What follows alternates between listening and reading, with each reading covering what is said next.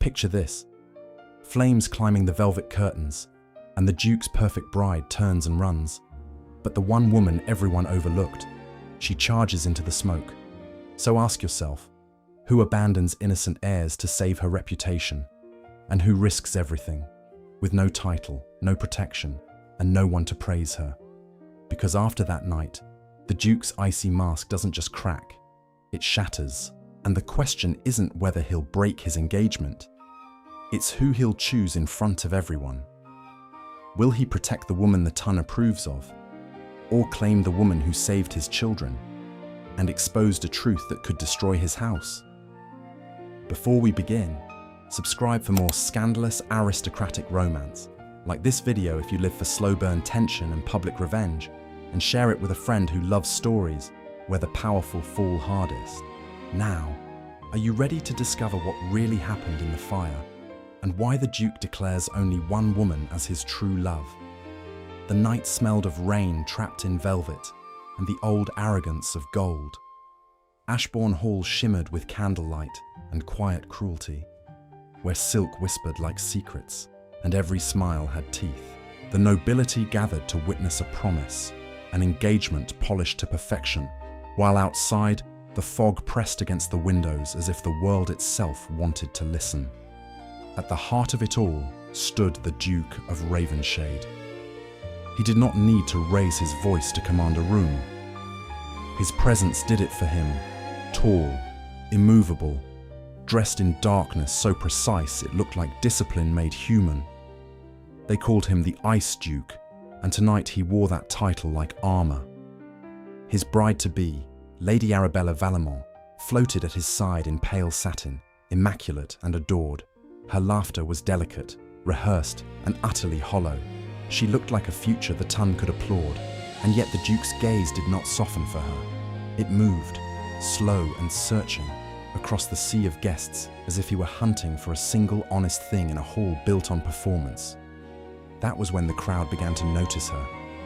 Isolda. She stood where important eyes rarely lingered. Plainly dressed, shoulders square, the kind of woman society tried to erase by refusing to name. Yet, she was impossible to ignore. There was a faint trace clinging to her, something that didn't belong in a ballroom, smoke braided with sandalwood, like a memory that had burned into her skin. Her expression held no plea, no apology, only stillness. Only defiance. The Duke lifted his glass. The room quieted as if breath itself had been ordered to stop. My lords, my ladies. His voice was low, velvet over steel. You have gathered to celebrate an alliance. Arabella's smile brightened, eager to seal the moment into history. The Duke continued, without looking at her. There will be no wedding. The words struck like a slap delivered in perfect etiquette. Fans froze mid-air. Pearls trembled on throats.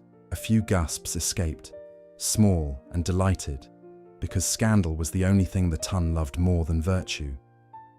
Arabella laughed once, softly, as though she could charm reality back into place. Your Grace, this engagement is ended. The Duke set down his glass with a precision that felt like judgment. Immediately, shock rippled outward, then turned hungry. Whispers began to bloom. Isolda did not move. She had the peculiar calm of someone who had already faced worse than gossip. She watched Arabella's composure fracture for a heartbeat, just a hairline crack, before the woman recovered with a practiced tremble of victimhood. And then the Duke turned. His gaze landed on Isolda as if the rest of the room had been a corridor leading to her. Not curiosity, not pity, recognition. You, he said. The single word ignited the air. A duke did not point. A duke did not declare. A duke certainly did not choose a woman without pedigree, without polish, without permission. Isolda lifted her chin, indomitable, refusing to be made small by his attention. If you mean to accuse me, she said evenly, do it properly. Say it so everyone can hear. A flicker passed behind his eyes. something raw, almost dangerous, before the ice returned, tighter than before. "I am," he replied. He faced the crowd, voice slicing clean through the murmurs. "When fire rose in my house, one woman ran to save herself." Arabella stiffened, "And one woman went into smoke to save my heirs." His words landed like a verdict. Isolda Grey risked her life when my own fiancé abandoned my children. The hall tilted toward chaos. Some looked at Isolda with sudden interest, others with envy, others with the cruel delight of finding a new target. Isolda met it all without blinking. Arabella's smile returned, thin, poisonous, and she stepped close enough that only Isolda could hear her whisper, soft as falling ash. "They will never believe what you did that night." Isolda's gaze sharpened, steady as a blade. The Duke's voice dropped, meant for the room but aimed like an oath. "There will be consequences." And in that moment, under chandelier light and gathering storm, the Tun realized this was no mere broken engagement. It was the beginning of a war. Isolda Grey had never belonged to rooms like Ashborne Hall. She belonged to narrow stairwells that smelled of damp stone, to mornings that began with ink and invoices, to the quiet mathematics of survival. London was a city that dressed hunger in manners. It taught women to soften their edges so men would not feel threatened by their minds. Isolda kept her edges sharp. If the world insisted on cutting her, she would not be the only one to bleed. In the rented rooms above a milliner's shop, the air was always a little cold, always a little wet with fog that slipped through the window seams like an accusation. She translated letters for gentlemen who spoke of honor while pawning heirlooms in secret. She mended lace for ladies who would not meet her eyes. When creditors knocked, she met them upright, voice calm, refusing to barter dignity for mercy. Her father had left her no fortune, only a ruined name and a stubborn lesson. Never beg for what should have been yours by right. And yet, even Isolda could not ignore the crimson-sealed letter that arrived one evening, delivered by a footman who looked uneasy touching her door. The wax bore a crest everyone in London recognized, the Ravenshade stag.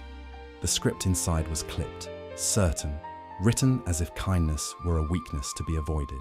Ashborne Hall required a temporary governess and correspondence assistant. Discreet, educated, uncomplicated. The wage offered was high enough to quiet debts and buy breathing room.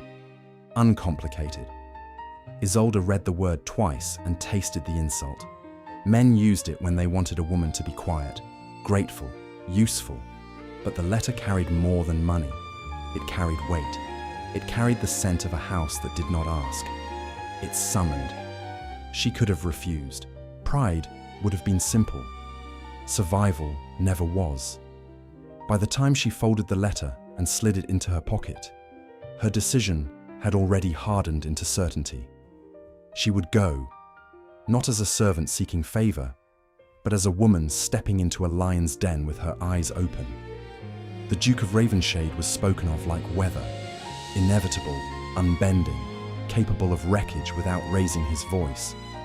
They called him the Ice Duke, and the Tun said it with a thrill, as if cruelty wore a crown. His late Duchess had died young, leaving 2 heirs behind, small bodies bearing the burden of an ancient name. Sympathy in London was always measured. People offered it only until it interfered with appetite. Behind every condolence, there was calculation. Behind every prayer, a question of inheritance. Lady Arabella Vallemont had arrived as the perfect answer. Perfect pedigree, perfect posture, perfect smile that never slipped in public. She did not need to love the children. The world did not require tenderness from women who came with titles. It required performance. It required obedience. It required the ability to stand beside a powerful man and make his coldness look respectable. Isolda felt something settle in her chest as the carriage carried her through fog-thick roads toward Ashbourne. The farther she went from London's crowded grey, the heavier the air became, scented with wet earth and distant wood smoke. Somewhere ahead waited a house built on silence and control. Somewhere ahead waited a duke who believed rules could tame anything. He had asked for uncomplicated. What he was about to receive was indomitable. Ashborne Hall did not welcome strangers. It measured them. Isolda felt it the instant she crossed the threshold. The hush that fell too cleanly. The glances that skimmed her plain cloak and decided she was an inconvenience dressed as necessity. The air carried wax and old wood, with sandalwood trapped in velvet drapes. And beneath it a colder note, rain soaked into stone that refused to warm. Even the fire in the grate seemed disciplined, burning without generosity. A maid led her through corridors lined with portraits whose painted eyes held the tired arrogance of inheritance. Isolda kept her pace unhurried. Grandeur had never impressed her. She'd seen too many fine houses built over rot. She was left in a sitting room while his graces informed, spoken like warning, not courtesy. Isolda did not sit. She examined the room's order. Books aligned by height, furniture placed like soldiers, nothing out of place. Control lived here, not comfort. The kind of control that tightened whenever it sensed weakness. The door opened without ceremony. The Duke of Ravenshade entered as if the air belonged to him. Tall, precise, dressed in black so immaculate it looked like a vow. His gaze, cold, grey, unblinking, moved over her with the slow certainty of a man accustomed to obedience. He did not offer a hand. He did not soften his mouth into a smile. He simply looked and expected the world to rearrange itself accordingly. "So," he said. "So," Isolda returned. A faint tightening near his eyes suggested surprise, quickly buried. "You are Miss Grey." "I am," she replied. "And you are the man who writes as though kindness is a debt collector." Silence snapped tight. Somewhere beyond the walls, rain tapped the windows like impatient fingers. "You were recommended for discretion," he said at last. "For obedience." Isolda's mouth curved, not a smile, a challenge. "Then you were recommended the wrong woman." The Duke stepped closer, and the room narrowed around him, as if his authority consumed space. "You will have rules here," he said. "You will speak when spoken to. You will not involve yourself in matters outside your duties." Isolda did not retreat. She let his presence press against her and refused to yield. "If your rules require silence in the face of cruelty," she answered, voice steady as steel, "I will break them." His gaze sharpened. "You presume there is cruelty in my house?" "I presume nothing," Isolda said. "I observe. Your servants fear you more than they respect you. That is not loyalty." For a heartbeat, something flickered behind the ice. Recognition, perhaps, or anger turned inward. Then his mask returned, smoother than before. "You will be assigned to my children," he said. "They require discipline." "They require care," Isolda corrected. "Discipline without care is punishment dressed as virtue." The Duke's jaw flexed once. "You speak boldly for a woman who needs this position." "I need coin," Isolda replied, "not chains." Another silence. He turned toward the door, as if ending this on his terms. Then a small sound drifted down the corridor, faint but unmistakable. A child's laugh, quickly swallowed, as if joy had escaped by accident. The Duke froze. His shoulders went rigid, and his voice dropped, rough with something he did not permit himself to name. "They do not laugh." Isolda's eyes followed the sound, and her reply came quiet, mercilessly true. "Then this house has been starving them." The Duke looked at her as if he wanted to command her into silence, and could not. "Prove your worth, Miss Grey," he said, "and do not test my patience." Isolda stepped past him, her shoulder grazing the edge of his sleeve. He went still at the contact, as though it struck something buried and dangerous. She walked toward the children's wing with her spine unbent, already sensing that the Duke's rules were not the true threat in this house. The true threat was how quickly his ice had reacted to the sound of laughter, like a crack running through glass. The dinner, meant to soothe gossip, did the opposite. It fed it, Ashborne Hall filled with the damp perfume of arriving nobility, their cloaks shedding rain in the vestibule, their laughter sharpened by the thrill of standing near ruin without touching it. Candles glowed in obedient rows, reflecting off crystal and silver until the table looked like a river of light. Silk whispered at every movement. Rings clicked against goblets. Compliments slid across the air like blades wrapped in velvet. Lady Arabella shone at the center of it all, pale satin and perfect posture, her voice sweet enough to make lies taste like dessert. She touched Edmund's shoulder when eyes watched, lifted Clara into her lap for a heartbeat, then let the child slide away as soon as attention drifted. The ton adored her for the performance, and performance was the only love it understood. The Duke sat beside her like a statue carved from restraint, his expression unreadable, his gaze moving rarely and never without purpose. When he spoke, people leaned in. When he fell silent, the room behaved as though silence were law.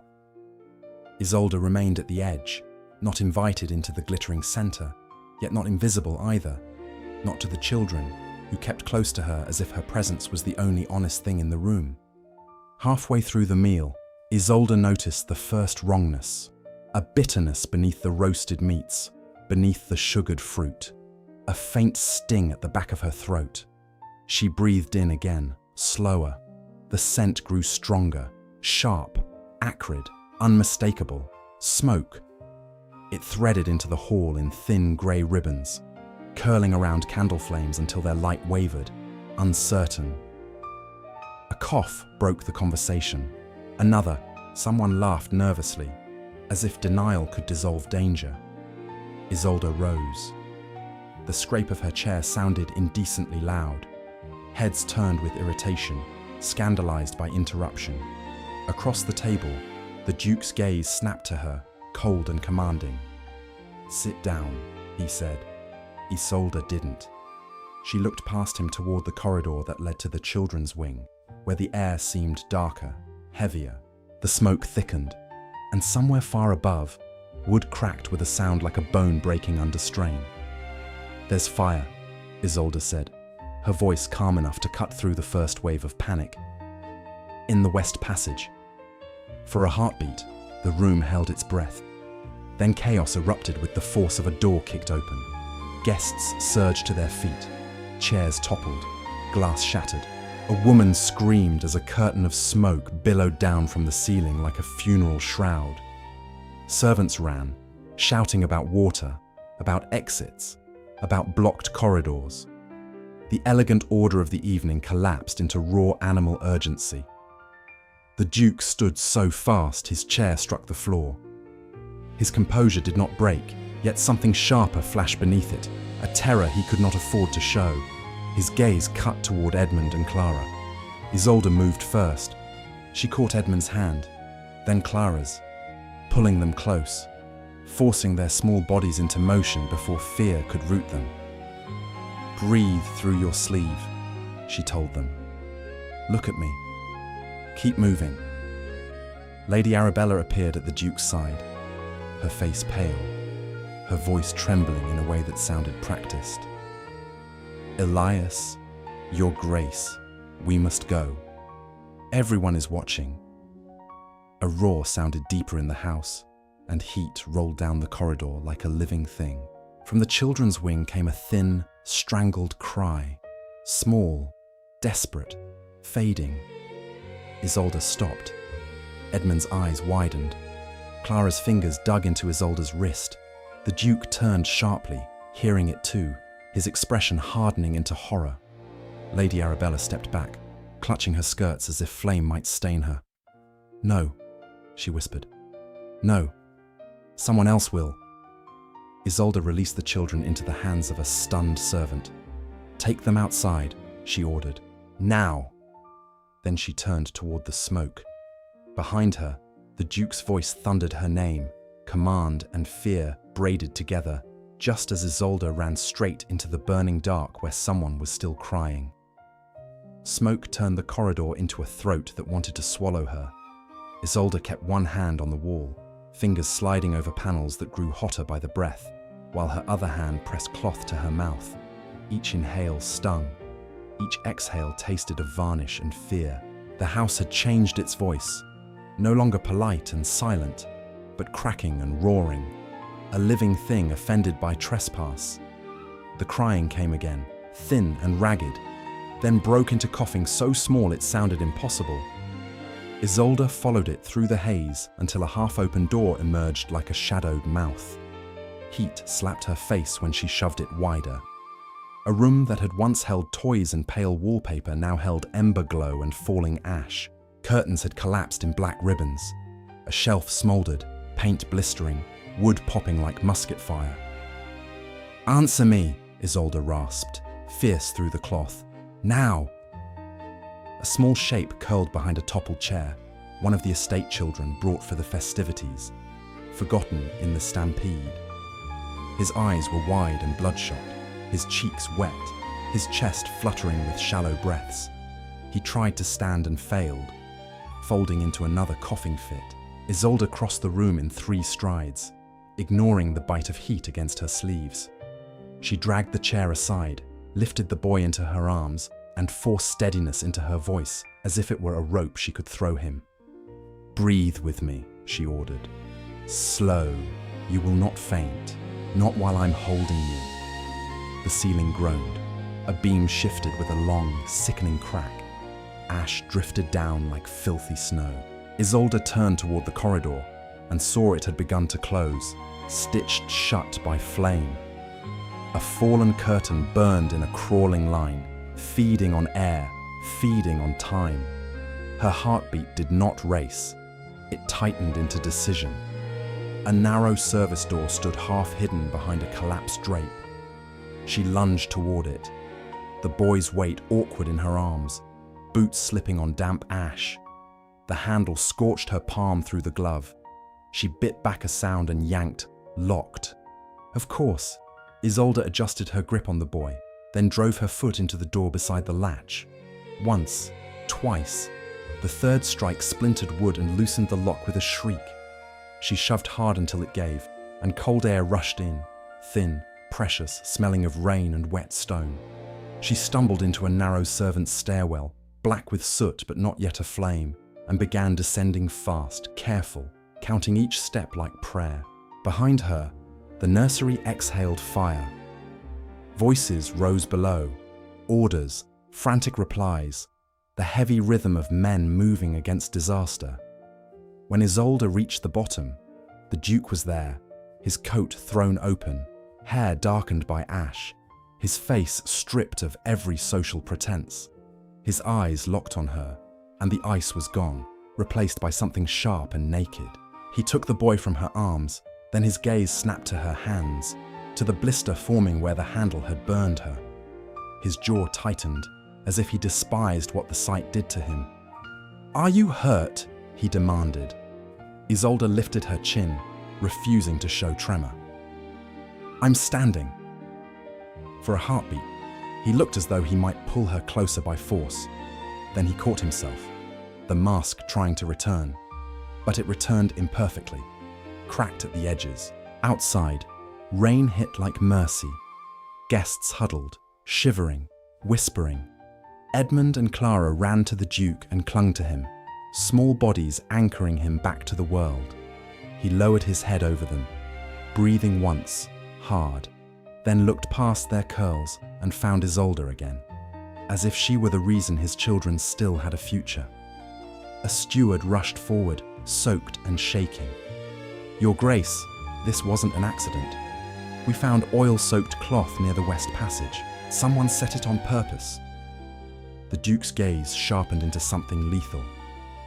And across the rain-slick crowd, Lady Arabella's eyes went very still. The word purpose fell into the rain like a stone, and everything after it sounded different. Ashborne Hall still breathed behind them, groaning, settling, coughing smoke through broken corridors. Yet the true danger had stepped out of the flames and into the open air. The guests huddled in damp finery, shivering beneath borrowed blankets, their eyes bright with the same hunger that always followed disaster, the appetite for blame. The Duke did not offer comfort, he offered control.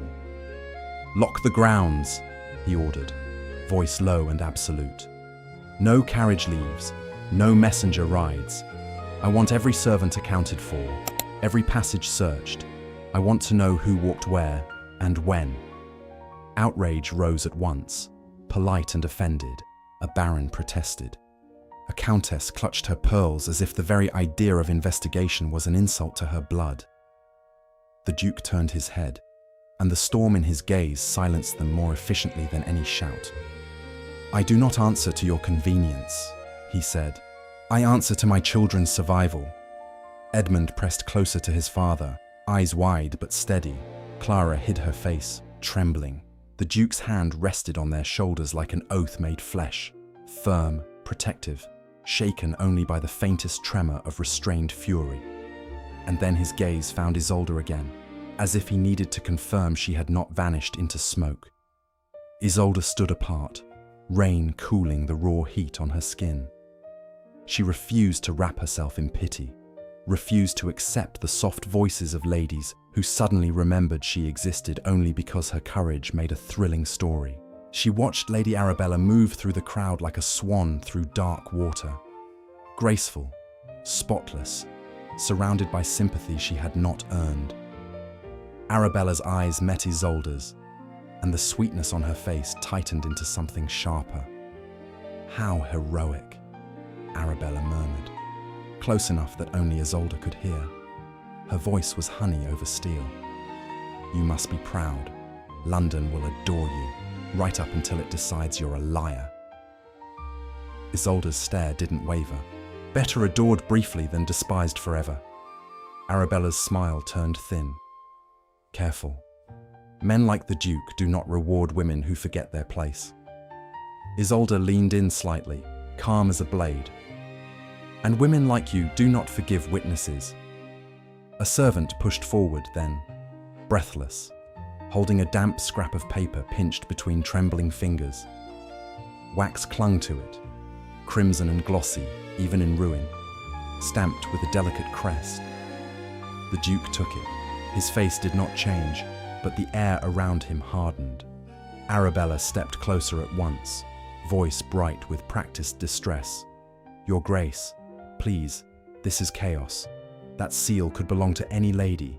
Let us not feed rumor with—" "Rumor thrives in silence," the Duke cut in, quiet enough to force everyone to strain for it. "I have indulged silence too long." For one flickering heartbeat, Arabella's composure slipped, revealing panic beneath the satin. Then she recovered, blinking slowly, letting rain cling to her lashes like tears. Isolda recognized the crest. She had seen it before, pressed into invitations left carelessly on side tables, stamped onto ribbons tied around gifts meant to impress. Arabella's crest, Arabella's certainty. The Duke's gaze lifted from the wax to Arabella's face. His voice remained controlled, but something colder moved underneath it, like a blade being drawn. "You will remain here," he said. Arabella's mouth parted. "Elias!" "My name," he said, and the reprimand was a whip, "is not yours to use tonight." A hush fell. Even the rain seemed to listen. Isolda felt it then, the shift in the room, subtle and terrifying. The Duke's mask of ice had not melted, it had sharpened. And Arabella, for the first time, looked as though she understood she had miscalculated the kind of man she was trying to rule. Arabella's gaze slid back to Isolda, and her whisper came soft as ash. "You think a seal is enough to destroy me?" she breathed. "I can destroy you with a single story." Isolda's pulse steadied. "Then tell it," she said. "Say it where everyone can hear." Arabella's smile returned, sweet and vicious. "Not yet." And as the Duke folded the scrap of wax into his palm like a promise of war, Isolda realized the fire had only been the opening act. The real blaze was about to begin, one that would burn reputations instead of wood. By the next evening, Ashborne Hall pretended it had not almost died. Servants scrubbed soot from marble until their hands cracked. Fresh flowers appeared where smoke had lingered, as if petals could bribe memory into silence. The guests who remained spoke in softer tones, their outrage carefully folded into excitement. A near tragedy was still entertainment, provided no one truly paid for it. The Duke did not leave his house, and his house did not leave him. He moved through corridors with the calm of a man carrying a blade beneath his coat. Unseen, but always ready. He questioned staff in private. He sent riders into the rain. He sealed doors that once stood open. His control was immaculate again, yet it sat on him differently now, like a mask that had been struck and mended poorly. Isolda felt his attention more than she saw it. It followed her through the library, where damp pages smelled of leather and ash. It followed her down halls that still held the faint bite of smoke beneath wax. It followed her when she sat with Edmund and Clara, coaxing them into laughter with stories that refused to end in loss. Each time the children smiled, the Duke's jaw tightened as if joy were both relief and accusation. That night, despite the damage and the storm, the remaining nobles gathered in the drawing room for music and tea. It was an attempt at normalcy, which in aristocratic language meant denial. Arabella presided like a queen, refusing to acknowledge the crack in her crown. Her gown was midnight blue, her throat draped in diamonds that caught candlelight like frozen tears. She moved among the guests with a gentleness so exquisite it felt weaponized. Isolda stayed near the edges with the children until Arabella drifted close enough to strike. "You've been very visible," Arabella murmured, smile sweet. A dangerous habit for a woman without protection. Isolda didn't glance away. Protection isn't the same as permission. Arabella's eyes narrowed, then widened again with false warmth. "My poor dear, you don't understand how quickly admiration becomes disgust. Men love a savior until she begins to believe she matters." "Do you?" Isolda asked softly. The question landed. Arabella's smile held, but her gaze flashed. Cold, calculating. "Careful," she whispered. "The Duke may be grateful, but gratitude is not love. And love," her eyes slid toward him across the room, "belongs to women who know how to keep a man's pride intact." Isolda's voice remained even. "A man's pride is not my responsibility." Arabella's laugh tinkled, perfectly timed for nearby ears.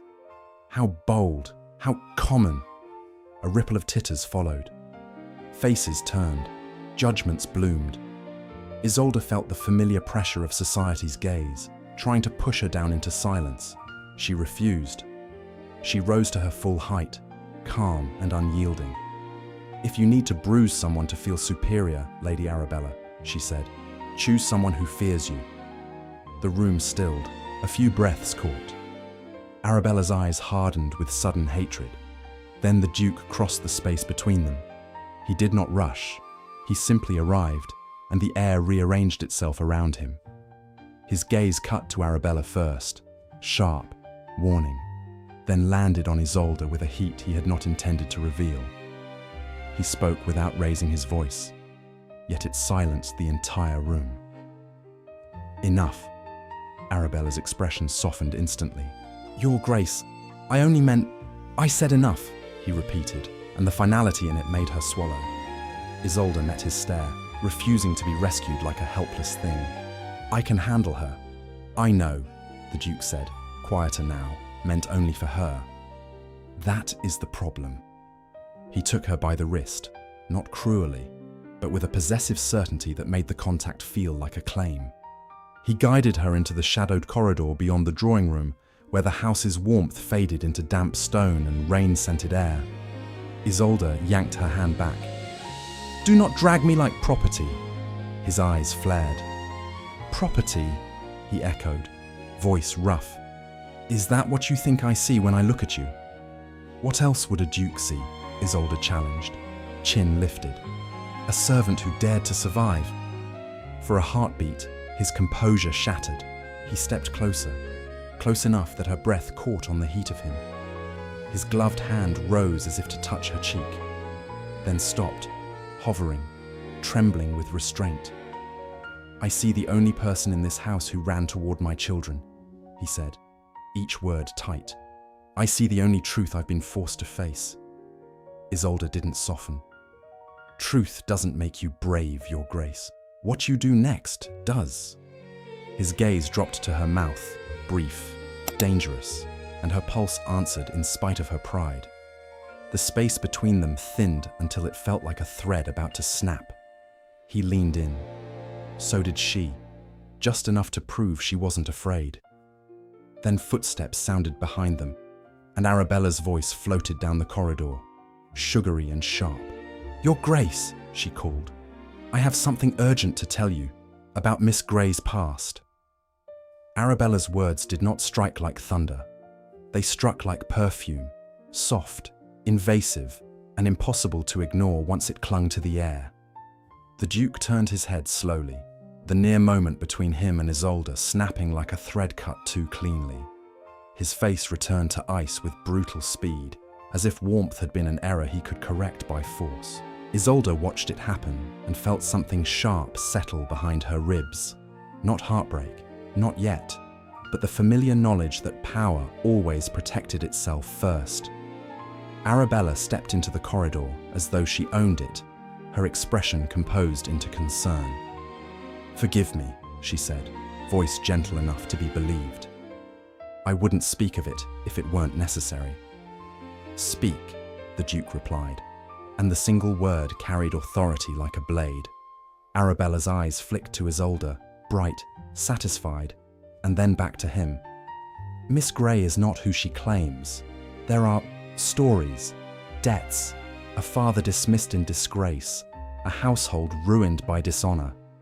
She lowered her voice, as if sparing the corridor from filth.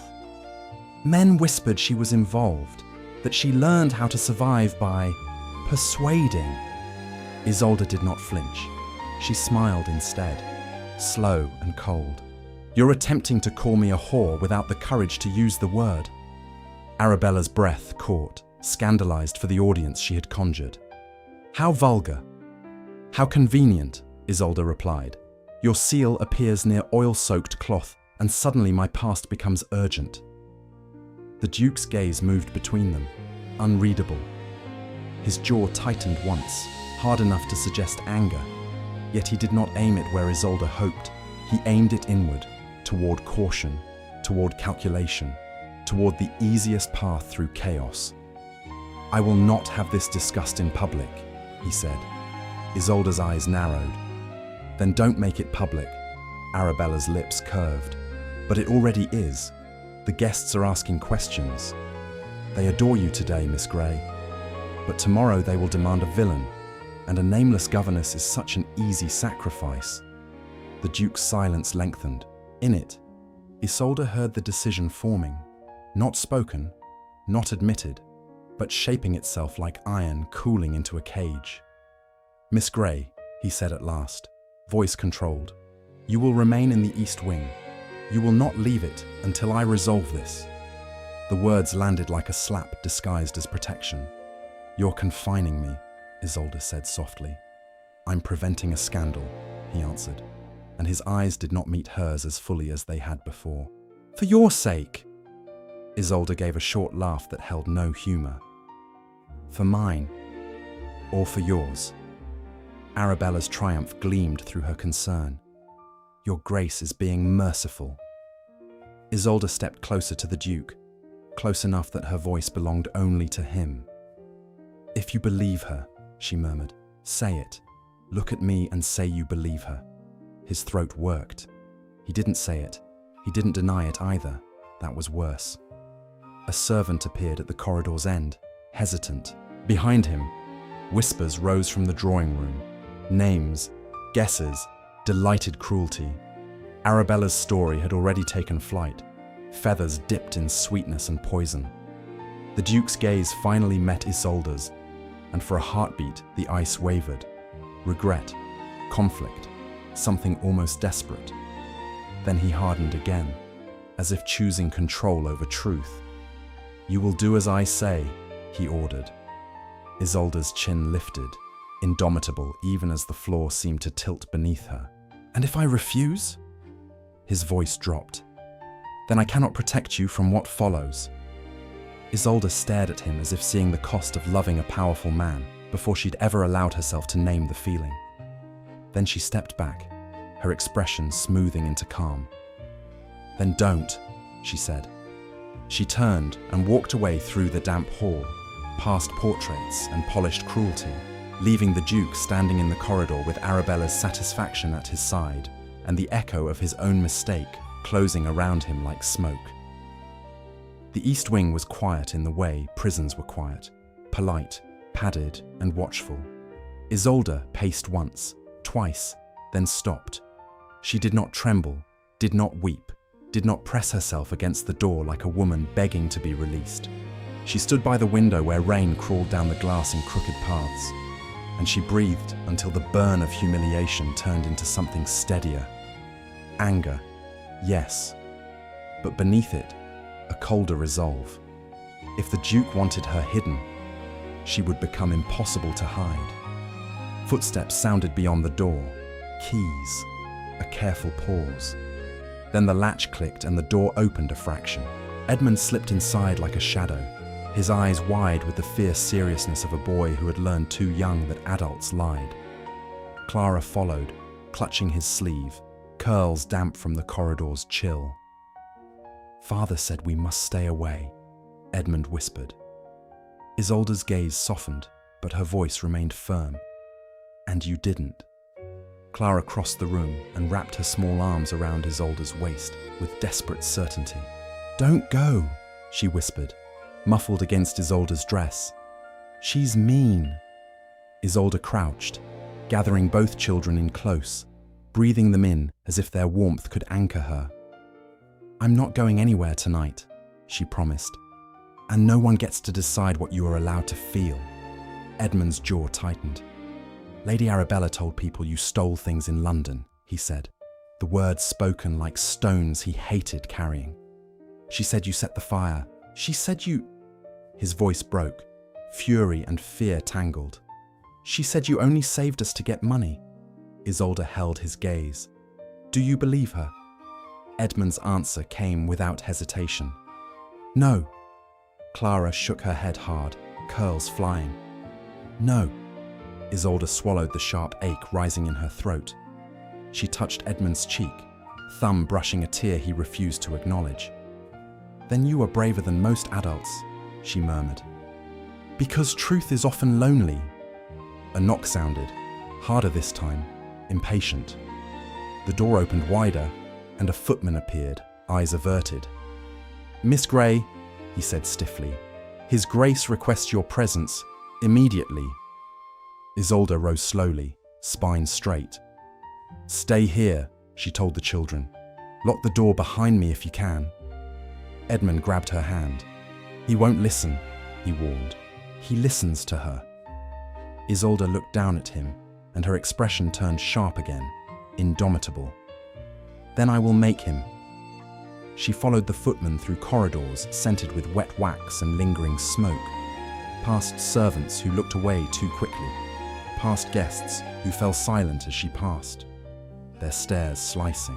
In the grand hall, the Duke waited near the fireplace, alone, yet not alone, because Arabella's presence was everywhere, in the whispers, in the tightened smiles, in the way people angled their bodies toward the woman they had decided to believe. The Duke turned as Isolda entered. His face was controlled, but his eyes betrayed exhaustion, like a man who had fought a battle and discovered the enemy lived in his own house. "Miss Grey," he began, voice clipped. Isolda didn't bow. "Your Grace," she replied, equally clipped, equally cold. Arabella sat nearby, draped in elegance, her hands folded as if in prayer. She watched Isolda with a faint, satisfied smile. The Duke spoke again, faster now. "I have received statements, accusations. There is concern that you may be an influence of instability around my heirs." Isolda's laugh was soft and deadly. "Instability," she echoed, from the woman who carried a child through smoke, or from the woman whose seal was found near oil. Arabella's eyes widened, offended, How dare you? Isolda turned her gaze on her like a knife. I dare because you count on no one daring. The Duke's jaw tightened. Enough. Isolda. The slip of her name came out before he could stop it, and the room seemed to hear it anyway, even in private. He exhaled, hard. I need proof. Isolda stepped closer, chin lifted. You already have it. You simply fear what it will cost to admit it. A beat of silence. The Duke's eyes flashed. Pain, anger, something breaking. Then a servant rushed in, breathless, holding a small bundle of cloth. Your Grace, found in the West Passage, hidden behind the panelling. It reeks of oil. He hesitated, then added, and there's a ribbon tied around it. Lady Arabella's colours. Arabella's smile vanished. The Duke's head turned slowly toward her, and in that movement, something inside him snapped. Control, giving way to wrath so contained it was terrifying. Isolda felt the shift like a change in weather, and she knew the Duke of Ravenshade was about to stop being careful. Arabella's breath caught, and for the first time her elegance looked like a costume worn in the wrong season. The Duke took the oil-stained cloth from the servant with a steadiness that felt unnatural, as if rage had turned his blood to ice. The ribbon tied around it was unmistakable. Arabella's colours, chosen to flatter her complexion and announce her ownership of every room she entered. Now it announced something else, intent. He held it up without a word. The silence that followed was not polite. It was predatory. Arabella's lips parted, searching for the correct lie. This is absurd, she whispered. Anyone could have taken a ribbon. Anyone could have... Enough, the Duke said, and the single word cut through her like a blade. Isolda didn't move. She watched him, measuring the moment the way one measures a storm's direction. His mask was still there, but it had shifted, no longer protecting him from emotion, but containing it like a dam before collapse. You spoke of Miss Grey's past, he said to Arabella, voice low and lethal. Let us speak of yours. Arabella's eyes flashed. My past is beyond reproach.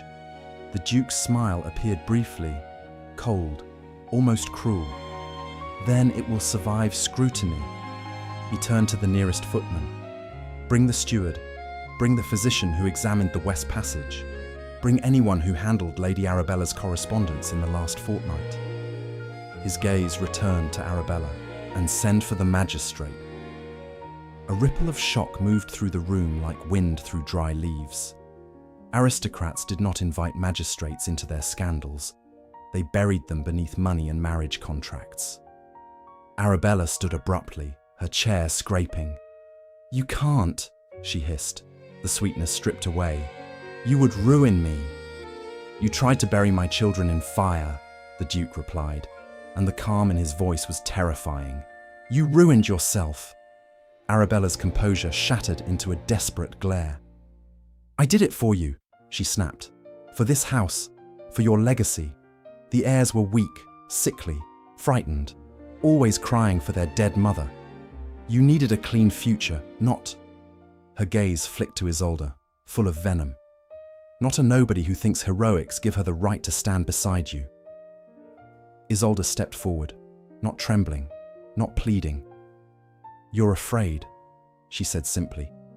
Not of justice, of being ordinary. Arabella's face twisted. And what are you? She spat. A governess with soot in her hair and delusions in her heart. The Duke moved then, one step, and the air changed. He did not touch Arabella. He didn't need to. His authority alone made her shrink back. She is the reason my heirs are alive, he said, and his gaze swept the room as if daring anyone to deny it. She is the only person who chose them when fear made cowards of the rest. His eyes found Isolda, and something in his expression softened, not into weakness, but into truth. You wanted to destroy her with stories, he said to Arabella. Instead, you revealed her worth. Arabella's voice cracked. You'll marry her. For gratitude. The Duke's reply was quiet, brutal, and final. No, I will choose her because she is the only woman who has ever stood before me without asking to be spared. Isolda's chin lifted, defiant even now. "Don't choose me as a symbol," she warned. "Choose me as I am." His gaze held hers, steady as oath. "That is the only way I can." Outside, thunder rolled like distant judgment.